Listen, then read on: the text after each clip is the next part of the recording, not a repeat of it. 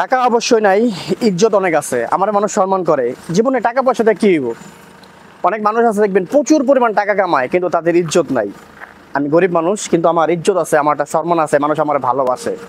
আসলে এই চিন্তা, এই চেতনা আপনার ভিতরে আছে, আমার ভিতরে আছে। মূলত টাকা না কামাইলে ইজ্জত হয় না। দেখেন, বিশ্বাস করেন আর না করেন, আপনার কাছে টাকা নাই, আপনার মানুষ ভালোবাসে, এটা আপনার মনে হয়। কিন্তু সত্যিকার অর্থে যে মানুষটা প্রচুর পরিমাণ টাকা ইনকাম করতেছে না, একটা চোরের সন্তান আজকে সে সমাজ সেবক। সে নিজেও দুর্নীতিবাজ ছিল, চোর ছিল, কিন্তু আজকে তার কাছে অর্থ আছে, সে চুরি করে টাকা কামাইছে।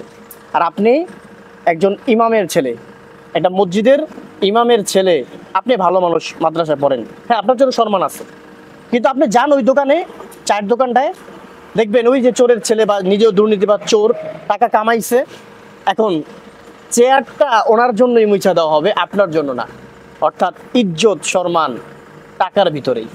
ভাই ইজ্জত কামান যায় না, ভাই ইজ্জত কামান যায় না। জীবনে ছোটবেলা থেকে আমি এটাই ভাবতাম যে ইজ্জত কামাইতেছি সম্মান কামাইতেছি, কিন্তু দেখলাম না। যে ছেলেটা মানে 2 নম্বরি করতো, বাটপারি করতো, সিটারি করতো, আলহামদুলিল্লাহ আজকে তার অনেক টাকা পয়সা হয়েছে, এখন তার প্রচুর পরিমাণ ইজ্জত আছে। তাকে দেখলে মানুষ সেলুট দেয়, তাকে দেখলে মানুষ সম্মান করে, তার পোস্টার ছাপায়া মানুষ মালা দেয়। অথচ আমি সাধারণ মানুষ, আমার কাছে মনে হয় যে আমি ইজ্জত কামাইছি, কিন্তু দেখলাম না। ইজ্জত কামান যায় না, টাকা কামান লাগে। টাকা কামান যায়, অর্থ উপার্জন করা লাগে।